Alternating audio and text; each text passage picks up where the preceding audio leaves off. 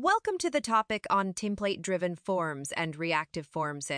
Forms are an essential part of any web application, allowing users to input data and interact with the application. In Angular, we have two main approaches for building forms: template-driven forms and reactive forms.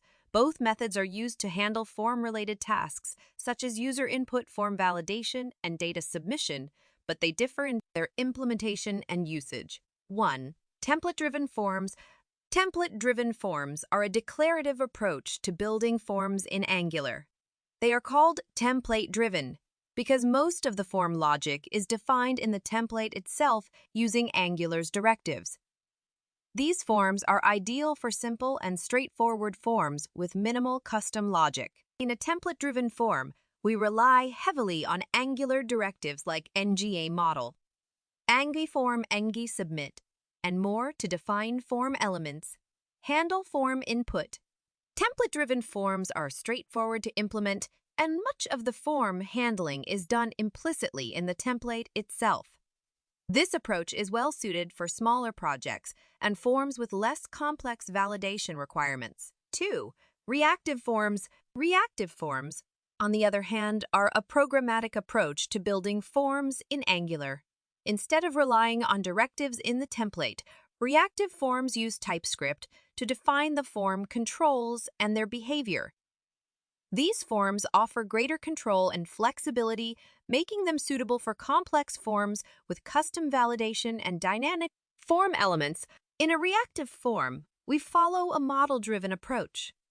We explicitly define the form controls and their initial values in the component class using TypeScript. Reactive forms provide more control and flexibility when it comes to form validation. We can define custom form control validators and use built-in validators to perform complex validation logic. Additionally, reactive forms are great for handling dynamic form elements, where form controls can be added or removed dynamically based on user actions or other conditions. 3. Choosing between template-driven forms and reactive forms. The choice between template-driven forms and reactive forms depends on the complexity of your form and your development preferences. Use template-driven forms. You have a simple and straightforward form with basic validation requirements. You prefer a more declarative approach, with most of the form logic defined in the template. You want to write less code in the component. Use reactive forms if you need a more complex form with custom validation and dynamic form elements. You prefer a programmatic approach with explicit control over the form and its behavior in the component class.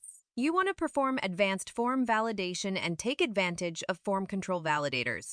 Summary: both template-driven forms and reactive forms are effective ways to handle forms in Angular.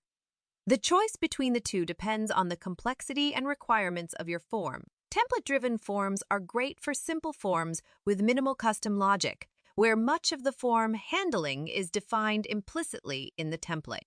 On the other hand, reactive forms offer more control and flexibility, making them suitable for complex forms with custom validation and dynamic elements. In the next chapter, we'll delve into more advanced Angular topics to further enhance your development skills.